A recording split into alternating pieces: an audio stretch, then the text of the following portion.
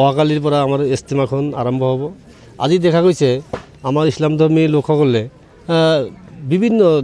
অসমৰ বিভিন্ন ঠাইৰ পৰা, অকল অসমৰে নহয় ভাৰতবৰ্ষৰ বিভিন্ন ঠাইৰ পৰা 2-এজন মানুহ হয়তো আহিছে, কিন্তু অসমৰ প্ৰত্যেকখন জিলাৰ পৰাই আমাৰ ইয়াতে আজি আমি দেখিবলৈ পাইছোঁ মানুহ অলৰেডি কিছুমান মানুহ আহিছে আৰু ৰাতিৰ পিছত কমপ্লিট মানুহ প্ৰায় আহিবই, প্ৰায় 1-2 লাখ মানুহ সমাগত হ'ব আমাৰ এই ইস্তেমাখনত।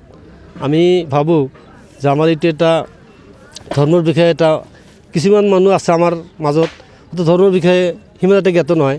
আমাৰ এই ইস্তেমাৰ জৰিয়তে সেইবিলাক মানুহ ধৰ্মৰ বিষয়ে জানিব আৰু আমাৰ নামাজ কি বস্তু, এই নামাজটো তাৰমানে 5 ওয়াক্ত যাতে পঢ়িব পাৰে আৰু আমাৰ অসমখনক যাতে এটা সুশৃংখলভাৱে চলাই লৈ যাব পাৰে, হিন্দু মুছলমানৰ মাজত যাতে কোনো ভাতৃত্ববোধ ৰক্ষা হয়, সেইটো লৈ আমাৰ আজি এই ইস্তেমাখনৰ মানে মূল উদ্দেশ্য।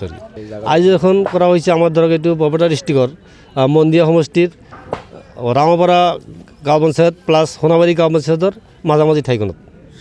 এইখিনি জাগাৰ নাম হ'ল চাউৰাবাটা বুলি কয়। আমি ধৰক এনেকুৱা এটা আইডিয়া আমাৰ হৈছে যে ইয়াতে মোটামুটি 2 লাখমান মানুহ সমাগত হ'ব আৰু আমাৰ বিভিন্ন দিশত যান বাহনৰ পৰা আৰম্ভ কৰি বিভিন্ন দিশত আমাৰ ভলণ্টিয়াৰ দিয়া হৈছে। প্ৰশাসনৰ ফালৰ পৰা আমাৰ এইটো ধৰ্ম কামত প্ৰশাসন নালাগে, তথাপি ধৰক যিহেতু পাৰ্মিশ্যন আছে হয়তো কোনোবা প্ৰশাসন আহিব পাৰে, কিন্তু তেখেতসকলে এটা আহিলে বহি থাকিব, কোনো প্ৰশাসনৰ দৰকাৰ নাই। ইয়াতে আমাৰ ভলণ্টিয়াৰসকলে কমপ্লিট কাম চলাই লৈ যাব। নহয়, আমাৰ ইয়াত মানে দক্ষিণ বৰপেটা ডিষ্ট্ৰিক্টৰ ইয়াত দিনীয় ইস্তেমাৰ আয়োজন কৰা হৈছে। সেয়েহে আজি আমাৰ ইস্তেমাৰ কাম শেষেই হ'ল। কালিৰ পৰা আমাৰ মূল ইস্তেমা আৰম্ভ হ'ব 3-দিনীয়া কাৰ্যসূচীৰে। তো আমাৰ গোটেই অসমৰ মোৰ বিশেষকৈ এটা আহ্বান ইছলাম ধৰ্মী ভাই বন্ধুসকলক যাতে ইস্তেমাত আহি কিনে অংশগ্ৰহণ কৰে আৰু মানে এইখিনি। আৰু ইয়াত মানে আপোনাৰ থকা খোৱাৰ সকলো ব্যৱস্থা কৰা হৈছে। আমাৰ ইয়াত ৰাতি থকাৰ কাৰণেও ঠাই বনোৱা হৈছে, যাতে সিহঁতে থাকিব পাৰে আৰামে, আৰু মানে খোৱা লোৱা চব ব্যৱস্থা আছে। আৰু আমাৰ লোকেশ্যনটো হ'ল আপোনাৰ এই আমাৰ মন্দিয়া সমষ্টি, মন্দিয়াৰ পৰা ডাইৰেক্ট এক ৰুটেৰে দি আহি পশ্চিম ফালে আহিলে এই ৰুটতে আহিব। এইটো চহৰ এলেকা হয়, তথাপি এতিয়া আপুনি যিকোনো যেনেকৈ চাই সেনেকৈ আহিব। বাইক লৈ আহিব পাৰে, 4 চকীয়া লৈ আহিব পাৰে, বা বাছৰ ব্যৱস্থাও আছে, বাছো আহে, আমাৰ বৰপেটাৰ পৰাও বাছ আহে। তো অহাৰ কোনো অসুবিধা নহয়।